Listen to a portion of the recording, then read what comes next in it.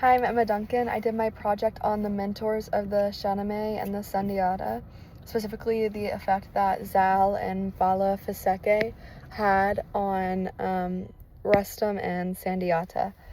And I apologize in advance if I mess up any of the words or pronunciations. As you would assume, I don't read a lot of epics like this, especially from these areas of the world.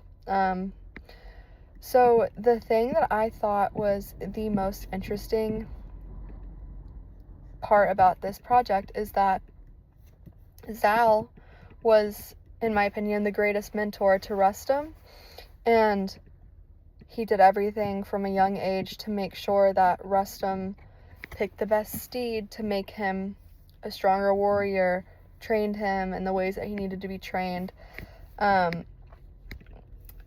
And to go from what I would say is a close relationship with his father to Rustum, and for lack of better words, murdering his son in battle because they had too much pride to admit who they were, is a very interesting part of the story to me. And I know it's said that Sohrab and his father did not meet until he was 18 years old, so it makes sense that their fighting styles wouldn't have matched up, but they were both known to be great warriors, and if they had either one of them just said who they were, it maybe could have been avoided. So I think it's very interesting that while Rustum was raised to be a great warrior and to protect his people, he couldn't protect his own son because of his own pride in that way.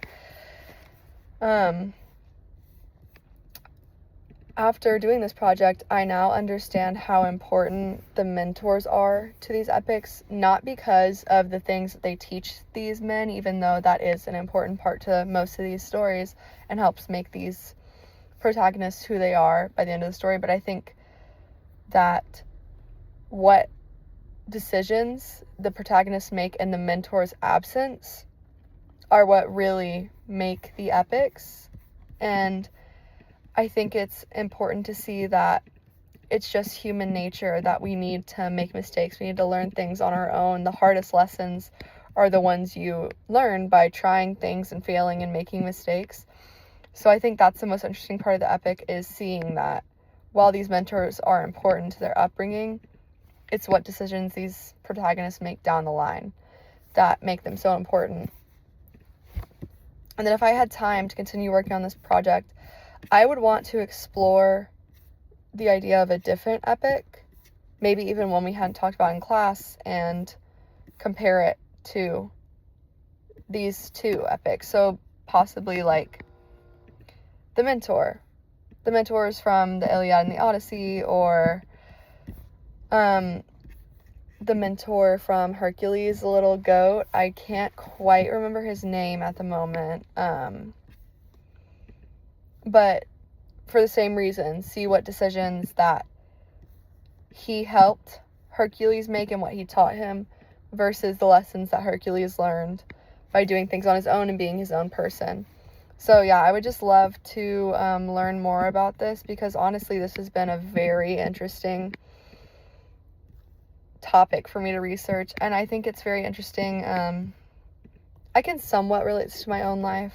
So Bala Faseke was a seer and a griot, and obviously those two things don't really exist in our world anymore, but I have a mentor of my own, as most people do, and at times it almost feels like he can be a seer, because he can put things in a different perspective, and he's able to empathize and understand what other people feel more than I can, and he almost has the ability, sometimes it feels, to see reactions that people have, or like see how things will go for me that I don't understand for myself. So I think it's very interesting. Like, maybe that's also something I would want to research, is how the roles that these mentors play and like the abilities they have, how they fit into 21st century life, and if there's still things like griots and seers that exist in our world today, even if they're in a slightly different form, especially because I feel that music speaking about the Griot, is such an important part of our culture, and it can tell so much, and the words, the lyrics, and just the melody, the tune, all of it. So I would love to see how maybe some of these qualities are transcribed today into our culture. But yeah, thank you so much for listening.